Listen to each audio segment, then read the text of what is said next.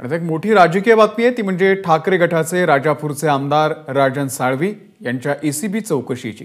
बेहिशेबी मालमत्ता प्रकरणामध्ये एसीबीने साळवींच्या घराची तब्बल 10 तास झाडाझडती घेतली आणि त्यानंतर एसीबीने त्यांना रत्नागिरी जिल्हा बँकेच्या शाखेमध्ये नेलं। तिथे त्यांची बँक खाती आणि लॉकरची चौकशी करण्यात आली। संपूर्ण चौकशीच्या वेळी राजन साळवी यांच्या निवासस्थानाच्या बाहेर ठाकरे गटाच्या कार्यकर्त्यांनी जोरदार घोषणाबाजी करत सरकारचा निषेध केला। ठाकरेंसोबत असलेल्यांना त्रास देण्याचा सरकारचा हेतू असल्याचा आरोप राजन साळवी यांनी केलाय।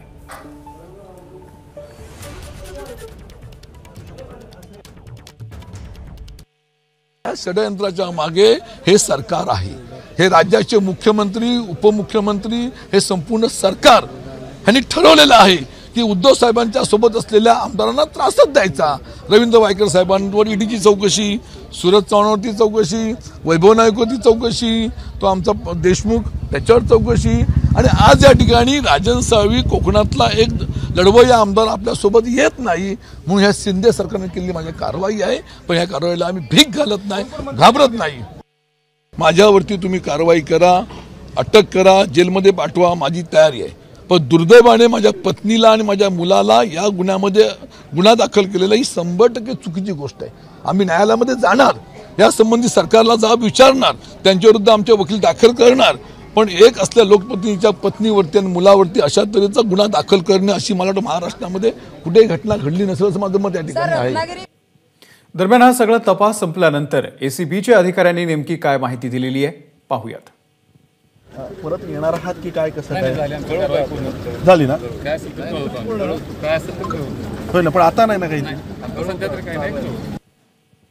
आणि या संदर्भामध्ये संजय राऊत आणि गुलाबराव पाटील यांच्या सुद्धा प्रतिक्रिया आलेल्या आहेत, आपण पाहूयात। राजन साळवी हे शिवसेनेचे उपनेते आहेत, आमदार आहेत, अनेक वर्ष निष्ठेने राहिलेले आहेत।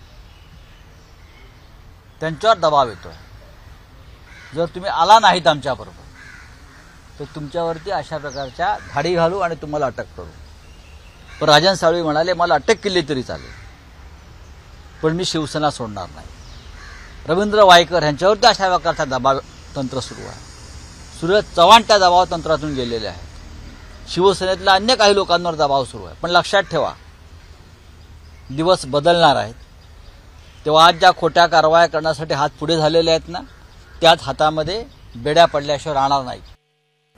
हे बघा, आता जे सगळीकडे धाडी पडताय, कोणाकडे नोटा सापडताय, आता खोके म्हणणाऱ्यांच्याच घरी खोके सापडताय, त्याचा आमचा काय दोष आहे? हे कारवाया करणं, हे करणं जसं अधिकाऱ्यांना माहीत असलं तर त्या ठिकाणीच ट्रॅप होतो। जिथे नकली विषय आहेत ते बाहेर आले तर गुन्हे होणारच, दाखल होणारच ते। त्यामुळे आता टमुकच माणूस आहे, ढमुकच माणूस आहे, याच्याशिवाय त्यांच्याकडे दुसरं काहीच राहिलं नाही। एबीपी माझा, उघडा डोळे बघा नीट।